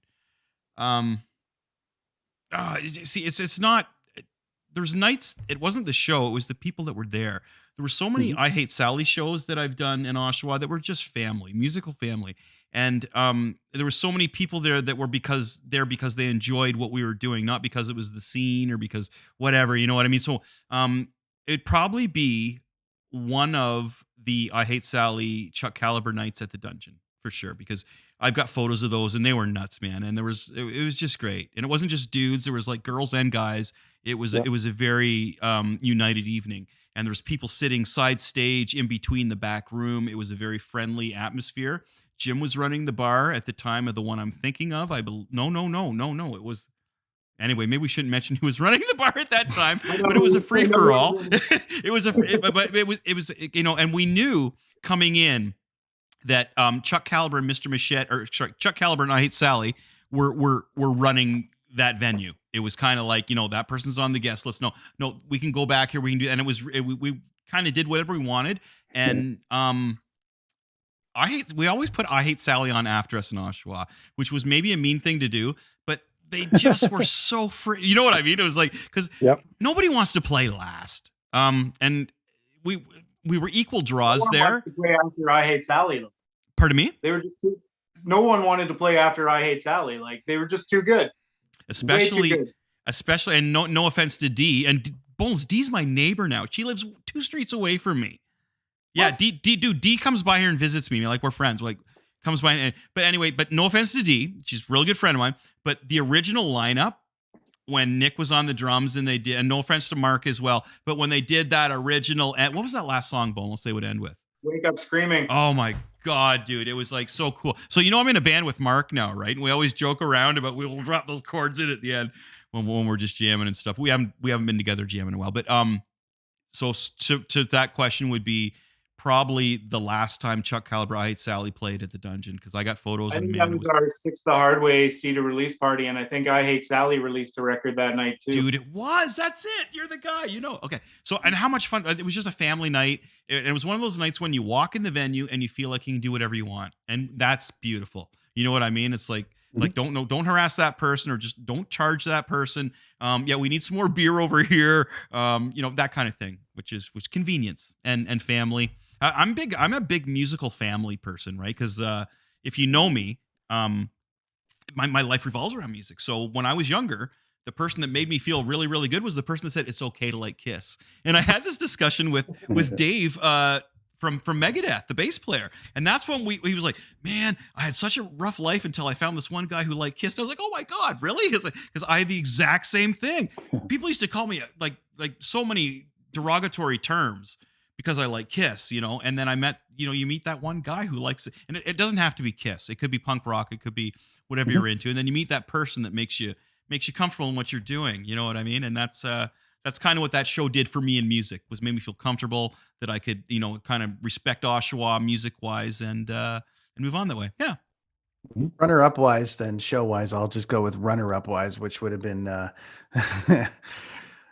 Machete and Headstones. And I have to say this from the standpoint of the night that Hugh Dillon decided to pelt the crowd with spit and beer. So Dent decided he would do the same. Yeah. Dent decided to do the same back. Yep. And he saw an interview, Brent. Sorry to cut. Me and Dent were hanging out before the show, and there was an interview with Hugh Dillon, and he was doing movies, and he said, "I wish people would just get back to spitting on me and throwing beer in my face." Well, that's what Dent did. Yep. Yeah. So the next time Hugh Dillon was on the TV, they said, "What do you think about Mr. Machete?" I fucking hate that band. Yeah. So we made it. I mean, I fucking hate that band. But anyways, that was funny stuff. But that scene at the time was quite something, because the Headstones and Oshawa were synonymous, because like Linda Cook was really good friends and bringing him around. There was that, and they were playing the Moon Room all the time. And then when I was promoting shows, I would do them up at Durham College. I did them at Trader Sam's. You played out there, Gary. I Yep. forgot Trader Sam's were there. Anyways, there's so much fun. Yeah. But yeah, I think to Chris's point, like some of those shows when it was family, it was great. Musical When family, Caliber, man. just before Caliber, like, you know, when that was basically at its peak, it was pretty deadly. The show that to this day, I trace back to the Civic Auditorium with I'm of the Earth and Our Lady Peace and Boot Sauce. All those guys, the tour managers and all those guys, I still work with them all over the place. That's cool. Like the first, so I'm just saying there was a lot of shit that came out of that scene that was pretty great, from punk and metal and everything. So, and you guys are such a massive part of it. We could go on for days. As I said, I don't think we're gonna have time to do the Nerds on Ice thing, man. We've done an hour and a half here. Easily. This should almost be like a weekly segment, the Oshawa music scene, right? Gary, Canucks breakdown, go. Yeah. Oh, Not good. Not good at all. Not good. It's terrible this year. Like I've been a diehard Canuck fan since I was a kid, right? Grew up out in BC, came back here always. That was my team. Dealt with all you bastards bugging me about it from Leafs point of view. But yeah, it's not a good team this year. So they lost too much in the off season, right? Mm-hmm. And I get it. I get it. Like there's no money. They're hamstring with bad contracts. You know, Markstrom leaving, Tanev leaving, doesn't seem like a big deal. Stetcher leaving because they didn't sign him to Foley, which that one's still up in the air because he only played like a handful of games for them at the time. Same with Levo. Levo only played a handful of games before he got injured. So it's like, you know, losing all that stuff, it's hard, right? And then the guys that you bring in, like Harmonic, what did he play? Like 4 games, got injured. Now he's just back, so he's not there.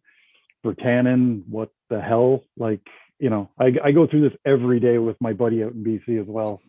It's like, you know, what do you do? Hope he's a great goalie, but last night that was soft. Like I took him in the pool. I took him in the pool thinking I was going to get some points out of him, but no, nothing. And it's been hard. Like, you know, I'm still like, you know, I'll stay up until like one night to watch the games and stuff. But listen, you know, Gary, I live, like, you know, I've been out here 16 years now. Yeah. A little, and so when I was saying to Chris like a little while ago, when I came out here, you couldn't really get Leaf games on TV, which is what I've discovered why the West hates the East so much. I blame Hockey Night in Canada, but you couldn't get Leaf games, and then the Canucks changed. So it was great because I was able to kind of have a 1A, a 1 and a 1A, like, you know, kind of back and forth and be able to follow a team and then have them rise through and make it to this cup final and then riot and then be here for the Olympics. It was quite a thing to be a part of that whole scene. Yeah.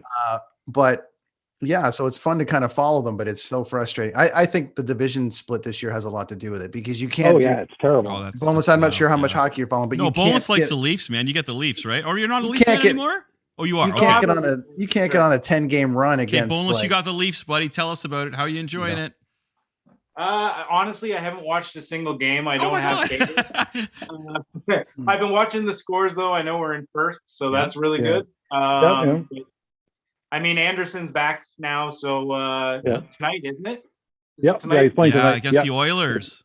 See, I had a free cable deal going on, and I used to watch the games all the time. My free cable deal is gone, so now I can only watch on the weekend. So I hear you. It's like, damn. But I do catch up. Chris, I can setting a record tonight too. Nobody's ever shut out a team 3 times in a row with 3 different goalies. So if they do it tonight, it might set a record. What's the score, Gary? You got it there? Well, it's 6-1 for Toronto right now. 6-1? Yeah, Toronto's playing really well tonight. Yeah. Record. You know, though, I got to tell you guys, I'm really curious. You know, I'm really curious as to what's going to happen when the playoffs start. And I mean that from the standpoint of like all these teams move. So Toronto might win the North, is probably going to win the North, and great. And then what? And then like they go up against, you know, anybody, but like that's not in the North, and all of a sudden it's like all the exposures and stuff. Are they as good as they are versus like everyone else is just really bad? Weird season, man. You know what I mean? So it's going to be really interesting. It's almost like parlayed into like a musical theme kind of deal, right? Like you can be the big fish in a little pond in your own town, and then all of a sudden you go on tour and you show up, you think you're the shit, and then some band comes out, like let's say Rodent, and like you're just like, what? Like we're not good, you know? You're out there just playing like, you know, hey, we're punk rock, and all of a sudden this guy comes out playing like crazy Eddie Van Halen dive bombs, because that's what blew me away about them was when I saw them was just the second time I saw them was at the Polish Hall, And when he was playing lead, it just blew me away because he was actually playing. It was, I'm so used to guys like, no offense to the guys in my band at the time, but bounty, bounty, bounty is no way to go through the riffer, right? This kid comes out and he's like, just making that guitar part of him. Nice. And it was just fantastic. I love right? seeing that, man. And I loved it. It was almost somewhat reminiscent of seeing Voivod play. Really? Wow. Like just how intense it was. Not the timing wise, because it was punk. Like these guys were just like dirty punk kids, but the way they were handling the stage was like veterans, and just Nice. the way he was playing the lead that night, I was just like, they could have played like 8 shows after that were just complete crap. But that show that I saw was probably, awesome. Yeah. It was everybody needs to check out Rodent, including me. I got to check out Rodent. We got to find them. We'll scour the internet for Rodent. Another band that deserves a mention too, and I just thought of them now, that should have probably gone farther than they did, was Toe. I don't know if you guys remember them. Take Off. I remember Toe. Yeah. One of the best skate punk bands that ever came out of this fucking town. Right. Just fantastic fucking songwriting, great vocals. They harmonize so well with each other too. Did they ever evolve to anything else? Did Toe go to be a different band? I think they turned into Cauterize, and they got. I thought so. Man, Cauterize, dude. Oh, so Cauterize. Gary, you'd listen to the CD and be like, "Wow!" Then you go see Cauterize live, and you're like, "Oh, what's that over there?" They were so boring. Oh, dude, they were horrible live. Horrible live. Everybody said it. I'm not the only one that said it. No. They sounded great, but they were just so boring live, man. But so talented. I thought they sounded amazing. I thought they sounded great. But there was a thing at that point, not that there's any defense to it, but it was like, I remember there was just a way at that time. All the bands that were right there breaking, Sum 41 would destroy live, right? Well, and that eventually it got to that point. But then there was that fucking weird time between 2000 and 2006 was so fucked, because image was such a thing. And it was like, you've got to have, it was the emo thing was in full effect, but punk bands were bringing it into their world a bit. Punky bands were bringing it into the world with this. So that might have been the problem, Chris. Like, I think. Do you remember when? Okay, so check this out. That might have been a problem. We're in Chuck Caliber, and we did a showcase show. Remember the showcase shows, Gary, where you'd play for labels? Mm-hmm. Yeah. So we did a showcase show, and a band called. Oh geez, what was Brandon's first band? Slaves of Spanky played. Okay, they're a rap band, and Future On, Buddy wrote that "Going for a Rip" song. Out for a rip, whatever. So anyway, so they're in this. Yeah. So Slaves of Spanky. So and we're doing the showcase, and I'm friends with Brendan, right? So the guy said to Brendan, "So here's what you need. You need a black guitar player." You need a DJ in there. Here's what, just scoping it out. And that's the way it was. Like you're saying, Brett, you're totally right. It's all image. Your sound's kind of cool, but here's what would make it better. If people could see a black guy and a DJ and this and that, and man, they were just like, no. No. Like, you know what I mean? Like, just and funny thing, and then so Brendan did his own thing later. And that Out for a Rip song is him making fun of rednecks. Sorry, Port Perry friends. But if you know Brendan, he's just making fun of some folks. Yeah. He lives here in Kingston, right? But great guy, really. But his Slaves of Spanky stuff, it was really, really good. Really, really rad. Cool stuff. Yeah, showcases. Nothing like a lot of stress. Dude, and ridiculousness, right? Like, and the response you get from the people are like, the best I heard was when Dent kind of physically grabbed a guy, bought him a drink, and said, "Okay, if you're not going to sign us, here's my email. Please send me the music from the next band you're going to sign, because I don't know what the fuck you're doing." Like, and I was right there going, "Whoa, okay, we're not going to we have no luck anymore, but way to go, dude. Way to go," right? That was Caliber, Boneless. That was Caliber, yep. That's straight up, that's what happened with Lame, is we were at the Horseshoe. And I was kind of like on the thing where I wasn't drinking anymore. I was kind of just trying to, my liver's destroyed from all the years. And I was like, yeah, whatever. So we go and we play the show. Well, one guitar player decides that it's a good idea to just get really stoned before a show. And there's all these dudes there to check us out. And I think Teuton's with us, so that's good. You're always going to get that great drumming, right? And Jeff same thing. You know, he's solid. I don't know if Runt was still playing guitar with us at that point, but anyways, we're there. We play. I think it's gone well, except for the guitar player who's basically just horrible, doing whatever he wants over on my left. And we're walking around, and all these people, like industry folks, are coming up and like, hey, you know, can I get a copy of your CD? Can I get a copy of this? And I brought like a bag of shirts and CDs and stickers, and we're, you know, and business cards, and I'm giving them out. Anyway, so I was kind of stressed out, like just overworked, underpaid kind of deal. So I'm sitting there and I decide I'm going to start drinking because we're done. So I'm drinking and drinking and drinking. So this guy comes up and he's like, oh, hey, he goes, I checked out your set. You guys are really solid, you know, da, da, da, da, da. Well, idiot boy says, don't tell me you work for some fucking label, but really you're a mailroom jockey. Nobody wanted to come and see us, so they gave you the ticket and you decided to come. But now you want a fucking CD that you're going to take and trade in. Do you want a shirt? You can take a shirt too. So I give him a shirt. And he's like, thanks, man. And he leaves. Well, shortly after that, my friend comes up and goes, did the guy from Warner come up and talk to you? And I'm like, I don't He know. sure did. I kicked him in the nuts and punched him in the face. Pretty much so. I was just angry, right? I'm like, you know, yeah, maybe. I don't know. I've talked to so many fucking people tonight. I don't know. He was really into you guys. He thought you guys were great. He saw a lot of potential. And I'm like, who was he? And she's like, that's him there leaving. And that's when it dawned on me. Hey, idiot. This is why you don't drink. This is why you just don't do that shit. You know, just it gets frustrating though, right, dude? Like it gets frustrating. Well, judge me on my personal craft. You know what I mean? Like, damn. Yeah. If Matt Good can get away with this shit for his entire career. Oh my gosh. Wow, that's another episode right there. We did shows with Matt Good. Yeah. And we caught him on good nights though. But whoo. Mm-hmm. Yeah, I don't mean all the stuff that's come out, but just, you know, he was very abrasive to people. And, oh no, totally he was. Yeah, dude. Yeah. But it's like that's my, you know, when I was done, he could be like, why can't I get a fucking pass for being mad after, you know? But yeah, no, I didn't get a pass, and I live in London, Ontario. That's okay, buddy. You're doing good. Yeah, no, amazing to have you guys on today, Mike. Yeah, dude. Thanks for coming on the show, bros. No, thank you. Thanks for having me. A good one. Awesome. We could go on forever. Boneless, tell us what's going on with you, where we can all find you, man.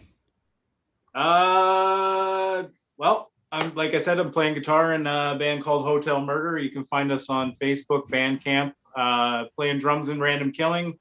Look forward to some new music coming up from them. Yeah, I got a bunch of drum stuff on the go. I'm doing a lot of session work. So I'll be announcing a lot of stuff through Facebook and all the social media platforms as songs kind of come to light and get mixed and everything. So now you're only on one social media platform, so it'll be one social media platform and a Raven to get it out. But that's where you can find him, because he's everywhere. Boneless is literally everywhere. Hey, let us know what you got coming up, brother, and we'll promote it for you. No problem, my friend. We love you. Gary, thank you very much. Thank you for having me. No problem. Really enjoyed tonight. It was good seeing everybody. And good connecting. We could go on forever, man. Yeah, this is awesome. Good, literally. Gary, what do you got for us, buddy? Yeah. Oh, lots. Just currently, Elephant right now is working on a full-length album. So that's going well. I've been writing a ton that way. It's pretty much been taken up, like, besides the shop, like screen printing and all that. Yeah, shirts for brains. Elephant's just been like, Elephant's I've just been writing as much as I can and trying to get something next, and hoping to, like, as this kind of settles down a bit, to hopefully get on the road. We're getting a lot of good response and a lot of offers to go places. So yeah, that's my big thing right now. I just kind of want to get out and hit the road. It's hard. That's the biggest thing, right? It's hard to promote your music. There's a bazillion bands on Spotify and internet. So the next best thing for us is to get out there and play live, right? So that's what I'm really looking forward to, is to be able to do that. So that's what's coming up. That's basically what I'm going for. So just Google search Elephant. Elephant, yeah. Instagram is Elephant Band. Facebook is Elephant, and our website is elephant.ca. Awesome. And it's got links to Curse Blessings, so you can stream or download. Curse Blessings has a promo right now for EP. Is called Crumble, and they've got a link on it right now. But if you download the EP, which is 5 songs, you get entered into a draw to win a Curse Blessings hoodie. which is kind of cool. Like, Sweet. I could use 'cause a they're hoodie. like, yeah, they're nice. They're nice hoodies too. So yeah, so that's going on. So that's cool. So that's Okay. anybody listening. Kudos to them for putting a place for you guys to put music out. So Yeah, that's awesome. really cool, Yeah, man. Support Curse Rad of Blessings. those If you guys. put that in Google Mhm. too, Curse Blessings. Support the Canadian music scene, my friends, the Ontario Yep. scene, whatever they got going on there, man. There's Yep. And run by a very knowledgeable guy, man. Al Nolan is very knowledgeable in punk rock and music, and that is for sure. Yeah. Doug And Smart his, in and there his too. right hand man, Yep, Doug Doug. Smart, there, buddy, from One Down and Figure Four back in the day, buddy. Tacoma Red. yeah, Tacoma Good Red, that's the dudes, one, man. yeah, Great that's the one. dudes. Yep. Cheers Yeah, to them and Doug for lived- watching. Yeah. Yeah, Doug lived out in London for a bit too. So I that's know, kinda cool. buddy. Yeah. Yeah. I've always wanted to play in a band with Doug, but it just never happened. But Doug, if you're out there and you're ever visiting Kingston, my friend, you come by and see me. You too, Al. Both you guys. There's a full band. Well, Yeah. not me, I'll be out, but there's a full band on this call here. So you Knowles guys has can maybe got a put it kitty. together. Awesome, boys. Thanks so much. All right. Come back Thanks for having anytime, man. There's Yeah, lots dude, to talk about down the We got to road. do an update. We'll do an update a month from now. Appreciate it. That's a good plan. Sounds good. Anytime, Thanks, guys. guys. Thank you very Yeah, much. Thanks. Thanks. Slayer dudes, Much take love. care. Later. All right. Fun stuff. That was good. Boneless. Bye, Boneless. There we go. That was awesome. Man, so much going on. We could talk forever. We could do an easy 2 hours on these with this stuff, man. The roundtable, that's two guys that have significant history in that market that definitely Sum 41 came out of there. Protest the Hero came out of there. Our Lady Peace came out of there. Mr. Machete came out of there. Shadwell's Jacket came out. There's so many bands, amazing bands that came out of there, and other people that we weren't aware of. I want to thank everybody who contacted us tonight. We really appreciate it. Tonight's been my most active night, to be honest with you. Yeah. I haven't been able to check. I've been kind of No, it's okay. looking at it, Actually, but tonight and Dave Elfson from Magnet. Mhm. This has been the two busiest ones for me. Very nice. So thanks everybody for hitting us up, man. Lots of stuff. I mean, there's guys like Will McGurk was, I think, tuning in who wrote about great. all these bands. You know what I mean? Willie And Took. The Willie great Took. guy. I was like, I could get him. Carrie, all these people that were part of that scene back then. We could do a roundtable, but it would be 4 days long. Yeah, it would so be there's huge. lots. It'd be There's massive. there's so much going on about that scene. So having two guys that were prominent back then and could weigh in is awesome. And I think Still that in it now, though. still in it now. These are musicians, my friends. My uncle plays a guitar. Okay, that's great. These two guys we had on there are the same age as your uncle and live and breathe rock and roll, punk rock, heavy metal, like Boneless, man. Boneless is Oshawa music scene. The guy hasn't moved from there. He's been there since the beginning. Absolutely. He feeds it. He takes care of it. I hope you're still watching Boneless because, man, you are a really intricate part of the Oshawa music scene. And you should be And a effing teacher, proud of which yourself. both of them teachers. Let me tell you, I learned a shit ton from Gary when I was first coming through. Mhm. I mean, when I came through, I met Gary even years before I was in college. And then, our old bandmate Dave kept talking about Leftovers all the time and all the rest of it and that side of it. But then when I came through college and had met his old bandmate, but also Mike Bryant, and they kind of brought me into the scene at that time. Gary was sort of the royalty, right? Mhm. And Yeah, totally. he literally could have been like this shitty little As I said, man, punky band the only from reason Caesarea. the only reason Lame's not huge is because Gary didn't want it to be huge because that was an amazing band. But to have I him don't like blame him. take like my 18-year-old brain or 19-year-old brain at the time and be like, we play in a band and we got these songs, and it's like, hey kid, I've been doing this for fucking years before you got here, but to still give me the time, invite me up to the jam space, show me the process of like what they had gone through. You know what I mean? So he was a massive influence on the scene at the time and us. And then to get shows with Lame, like when Machete and Lame got to team up, that was a big, I just remember him, Good times, buddy. Good never, times. was very supportive. And then later on meeting Boneless and having him, Be part of help the family, man. shape the caliber thing and just create that sound. It was just such a great family. And I don't think people, and I really have to stress this to people, I really miss that gig share, get in the van, go play with, everyone's sharing shit. And there was, you touched on it, like when Caliber and Sally were Oh, together, dude, Machete and Sally, like, yeah, and Machete and Sally, and just everyone together, kind of like, it and it made might have the been only show. the only 9 people in the room were the bands or I tell whatever. you get the 2 headlining bands and the guy that owns the venue, all friends, and you have a night that is going to be magnificent. It's going to be great. And on that note, my friend, it's been an evening. It's been great. It has been an evening. It's been that great. has been sponsored by Blue Microphones. Blue Microphones are amazing. Thank you, Blue Microphones. You've made our life so much easier. We appreciate it. The Dean Blundell Network, where all the cool shit happens. Thanks for helping us out with putting this on the air so everybody can hear it. This is great stuff. It's great music stuff. And the Dean Blundell Network needs a little more of our entertainment and music sections, I think. Yeah, there's lots to learn on that side on the scene. The sports guys still like music and stuff, man. We got to tap into that. Yeah. Time to promote. What are you promoting, my man? My comic book Skeletron issue 2 will be out this weekend. Finally, you'll be seeing tons of promo for that. I did all the logos and artwork for our buddy there. What's his name? It's getting late over here in Ontario. Bonzi. Bonzi, man. Wow, you're gonna love Bonzi. What a rad dude. More family on the Dean Blundell Network. We're gonna talk. We'll have to have him on the show at some point. Absolutely, which we'll do. So I did the logos for that, and I'm teaching. I got a workshop for the film festival, the Canadian Film Festival, coming up this weekend, which is huge. Been drinking a lot of beer. Really got to go to the bathroom. Chris Machete. You always do this, but you got to promote your shit. You're not allowed out. There we go. I did it. I could. And we had a winner that's been enjoying the festival very much, and really great. Yeah. They got some Give him a shout out. Some films in as well. We'll circle back to that in a minute. So yeah, you can catch Chris at the. You're gonna be able to catch Chris at the festival this Saturday. How much? $20? $20, man. You got me for 2 hours on Zoom.